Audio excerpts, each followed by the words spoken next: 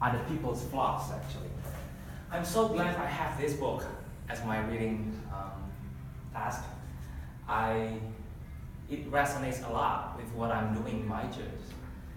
So this is Hipster Christianity, when church and cool collide. Awesome. And the author is Brett McCracken. He used to be one of the author of Relevant magazine. So we can see here, all about cool stuff. Colors, retro, what else? Rapper, Jay-Z, Jesus culture. We have history of violence. Andy Mineo, a rapper, a Christian rapper from NYC. He was here. This is a prophet or Father John Misty. Something mystical about him that hipster people like. What else we got? Cross-cultural ministry. Pink suit, can you imagine that? I'm just trying to see what they like. Yeah, another pink suit. Cool outfit, isn't it? Yeah. A lot of things. Audio stuff, technology, this kind of preaching, the winter sweater with all the colors. This is an ad for Asbury Theological Seminary. This is the style they try to transmit to readers. Blue hair. Yeah. Now why they do that? One of the reasons is that the number of younger people are declining everywhere in the world. Why younger people don't go to church? They said, I simply wanted a break from church. My church members seem judgmental or hypocritical. I moved to college and stopped attending church. Work responsibilities prevented me from attending. I don't feel connected to the people in my church. I disagreed with church stance on political or social issues. Only 18%. I was only going to church to please others, 17%. Now it's him, it's Brett McCracken. The keyword of this book is progressive, hip, forward thinking. One second. How can I have this presentation view? You know how to do this? Present a display. I can tell you're a web designer. Yeah, I was a web designer. I run Keynote. What do you want to do? I want to have a different display. This one is for display. This one is for the presenter notes. Yeah. If you look at the view, you see the show presenter notes. Is that what you want? Under view, about the sixth one down, show presenter notes. That's no. Oh, well, maybe I've got an older version. Oh, okay. I think this is the problem. Right. Good.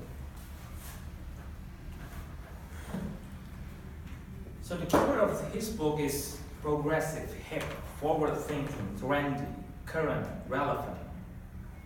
So he's asking the question, is Christianity cool? Can or should Christianity be comfortable with the that goes along with cool culture? What is cool, by the way? Cool is an attractive attribute that embodies the existential strength to be independent, inviolable, one of a kind, and trailblazing. There are two categories of hip in today's world. The first one is the naturally hip. You're just born cool. The second one is the market that kept you tried so hard to be cool. Now Christianity, for sure, is harnessing the horses of hip to help spread their message. They try to be cool. Most of the time they were left behind, but they tend to follow a few steps behind the secular culture. So they just copy everything in the media and make it Christian. Now this is the history of hipster culture. In the 60s, in the 60s, is it in the 60s? I guess so. I can't tell. The 60s brought us the hippies. a younger generation who rebelled against their parents, community, and government. It was a counterculture mantra of turn on, tune in, drop out, flower power, make peace, not war, marijuana, advocacy for communal living was the order of the day. Hippie culture reached its peak of influence in a Woodstock music festival in '69. It was the golden year. Now, in '67, a hippie convert named Ted Wise and some of Baptist pastors founded a Christian storefront cafe house called The Living Room. So this is where all the hippies and cool people will just chill out, have a free soup, have some coffee, and talk about Jesus. And some people like Robin Williams, Charles Manson sometimes hang out there. Eventually they convinced to start a church. A hippie church outside in San Francisco, and that brought them to the Living Room Church, the first hippie church. So then they widespread in Greenwich, Chicago, Seattle, Sioux Falls, South Dakota, and Pennsylvania. In a very short span of time, it was just everyone tried to do what they have succeeded. In the 70s, around the 70s, the idea of cool Christianity has in some ways reoriented the way evangelicals go about business of being evangelical. They no longer focus on being safe and protected from culture, but being in culture, relevant to it, savvy about it, private to what's in, and totally comfortable with being cool. One of the key persons is this guy, Chuck Smith. He founded Maranatha in 1971 and published and promoted his church stable of artists. Chuck Smith, in the first album we have Love Song, True of Day, The Way. I don't know these songs, do you? And they started what is called CCM, Contemporary Christian Music. In the 80s, Christian science fiction novels, Christian computer games, Christian animated cartoon series, including Maggie, Veggie Tales, they're just born there. And Christian t-shirts, No Fear, or I don't know, the fish kind of logo.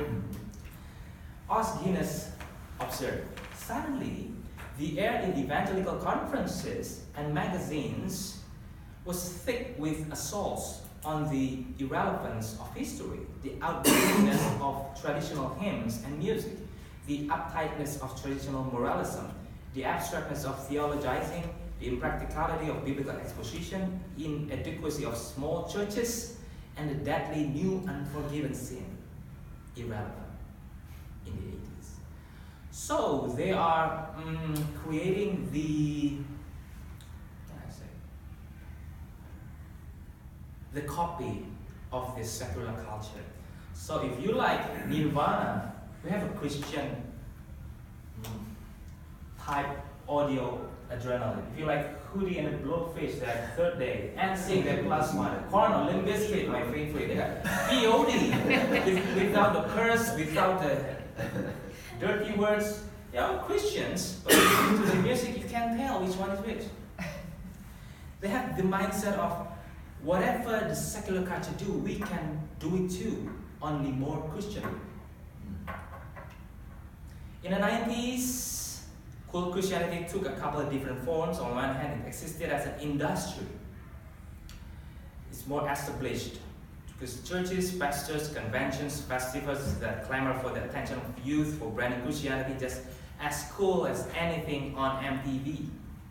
So there's a big budget youth movement for the lightings, the laser tag, paintball games, and worship leaders that color his hair blue, maybe, and tattoos, everything. And they even play secular music in churches. Now, hipster, Christian hipster today, that's a hipster. Love it or hate it. How to spot a Christian hipster today? Look at their appearance in your church. Do they look 18 and trendy? Does anyone look 18 and trendy? Do they have visible tattoos or $80 haircuts? Do they have beards? Of course.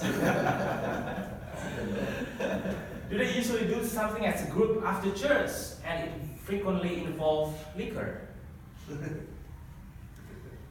They look and act just like our average anti-establishment people, image obsessed, subversive, but they do it with more guilt. I mean, they drink alcohol and smoke, but less frequently, and they do it with more guilt. I don't know why. Now they don't like evangelical leaders who get too involved in politics, such as James Dobson, Jerry Falwell, who once says, I don't care about what they say. They preach about mega churches, articles, door-to-door evangelism. They don't like evangelical leaders who get too involved in politics, and they tend not to like CCM or Christian films. So it's another disruption from the previous era. What do they like? They love thinking and acting Catholic, even if they are thoroughly Protestant. They love the Pope, the liturgy, incense, Lectio Divina, land, the liturgy. They enjoy Eastern Orthodox churches and mystical thing, iconography. They love breaking the taboos that used to be taboo for Christians, such as piercings, dressing a little goth, getting lots of tattoos. The Christian traditionalists want to remember. Oh yeah. A lot of them love skateboarding, surfing. Many of them play in bands, and most prefer buying organic. I got this guy. Yesterday he just released his new book. Can't remember. Why I'm no longer being a pastor, thank God. Huh? No. Mars Hill.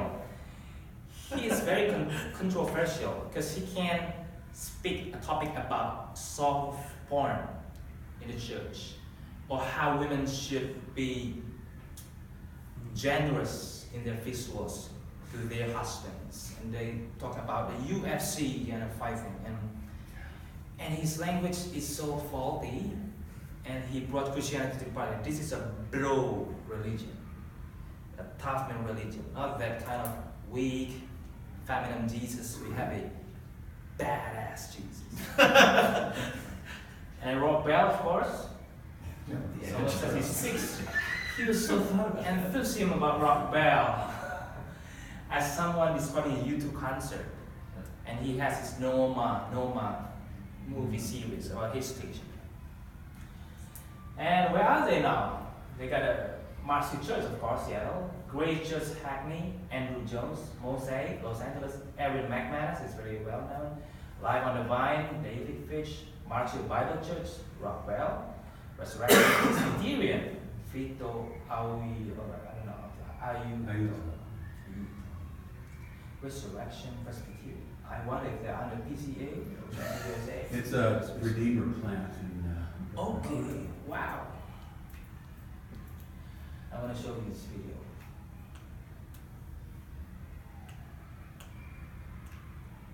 Oopsie.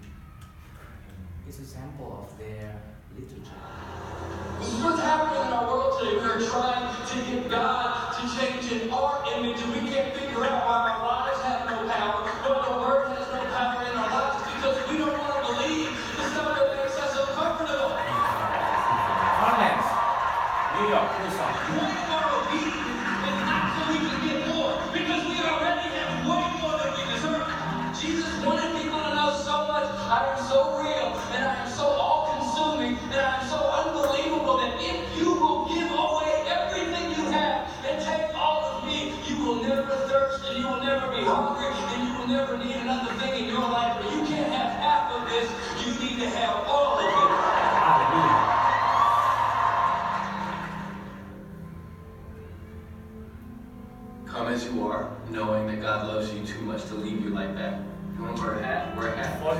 street, isn't it? Just romantic love. So we're just glad to have you. There's no cathedral, there's no pews, there's no bells and smells, there's no weird guys. Bad girls, come on.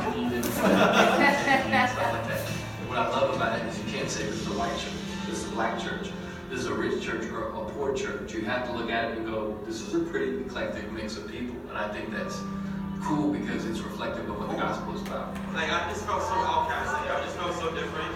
As I came to Hillsong, and I felt the presence of God, and I felt His love, I'm just like, this is home. I started coming to Hillsong because of the music, but then it was actually the sermons that I fell in love with, and it just, I had to come back. When I started coming here, like, I was just like, why is there so much love? Like, everyone's so happy. You know, like, why am I not happy? You just walk and it's like, whoa, the presence of God's right here. And it's all about Jesus. That's the bottom You line. mind if I... Cool.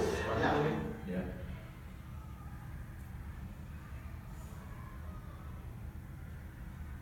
I don't know what it's about. Those little interviews right there were kind of eye-opening. I don't have the right to be seasonal with my faith. I don't want to lead our people anywhere I'm not going. The worse the city gets, the better it is for us. The darker a room, the brighter the flashlight. This is the kind of music we play.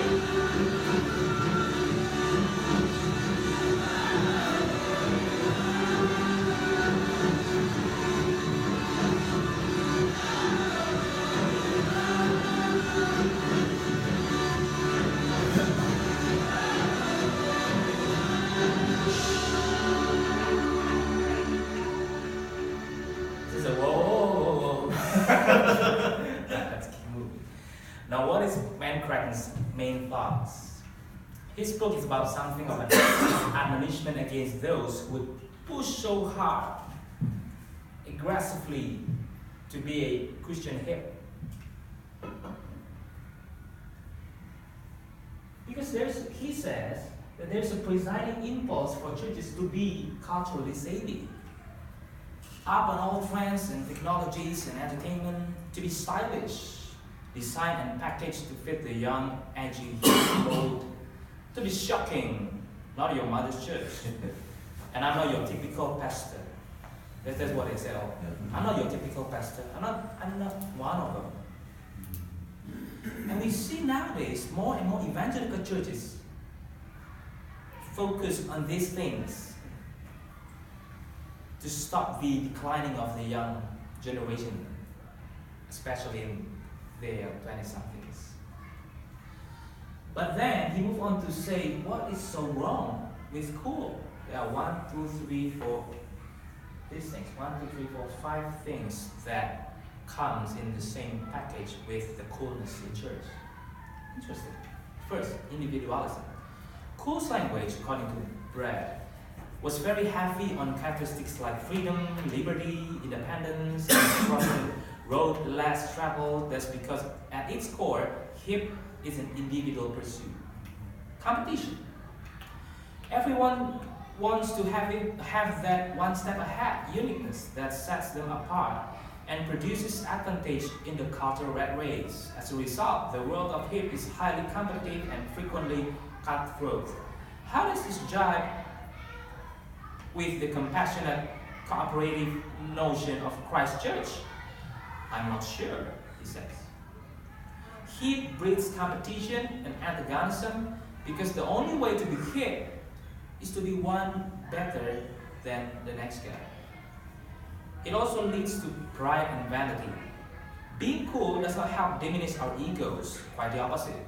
The whole notion of cool says we are better than the majority. Hip also fosters vanity, to be overly concerned about one's appearance necessitates a huge amount of time in front of the mirror. Cool people lose sleep over shoes and whether or not a pair of jeans fits. They have to be very strategic about every piece of clothing. True. Focus on the now. By definition, hip is temporary or transitory. To be cool is to be cool now, not forever. Otherwise, it's all about the current, what's hot now. But being a Christian means being a part of something that transcends.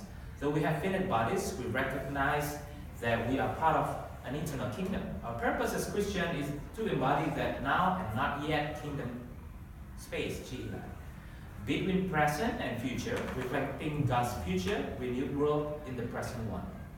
Rebellion. The central logic of hip is rebellion, according to McCracken.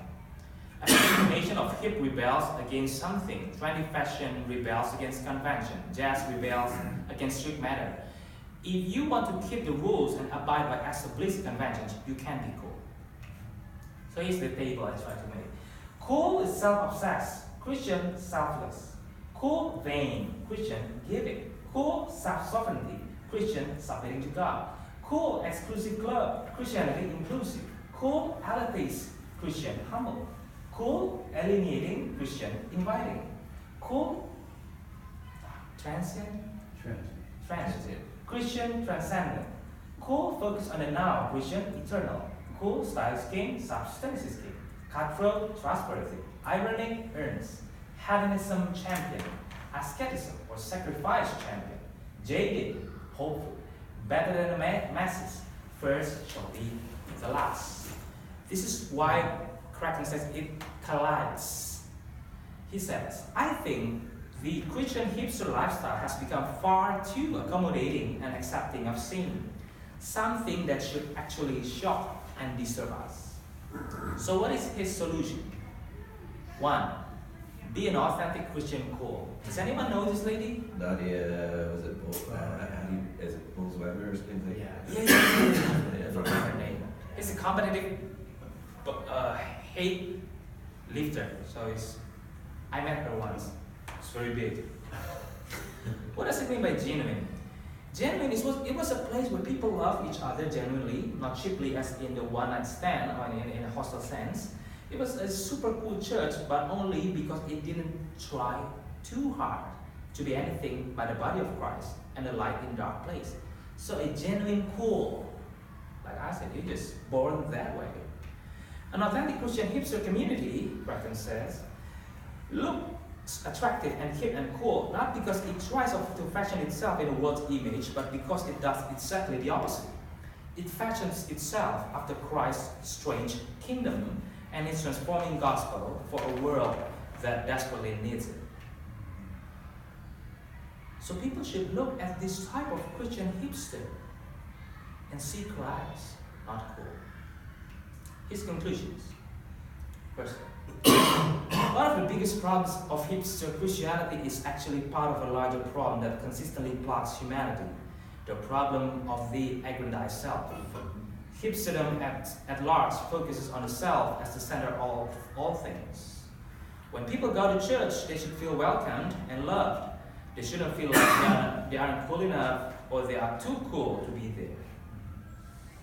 They shouldn't feel like they are a prospective customer waiting to be sold a product.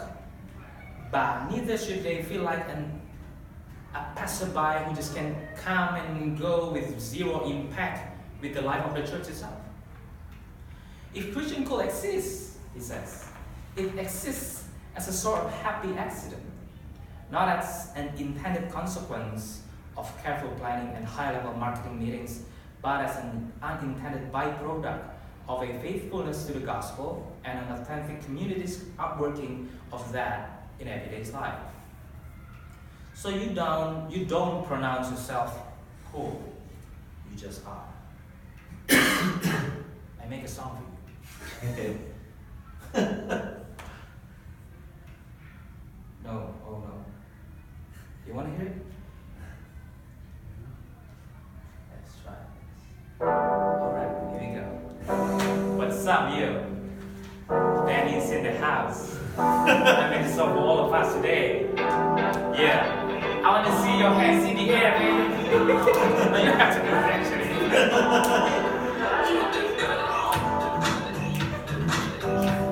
Come on. Yeah.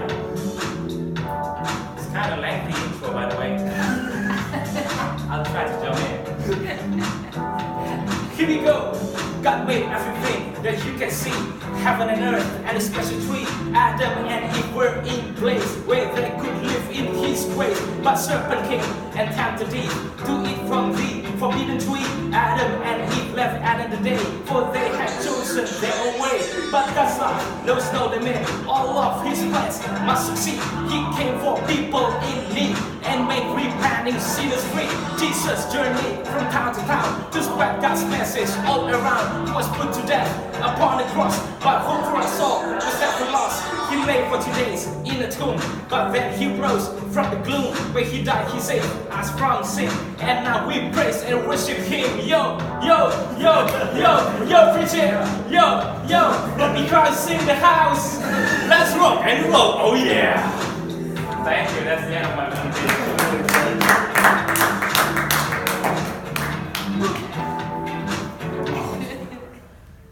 That's it. So that's awesome. Doesn't get A in class. Yeah. Well, Danny, if you would have put the effort into your slides that I put into mine.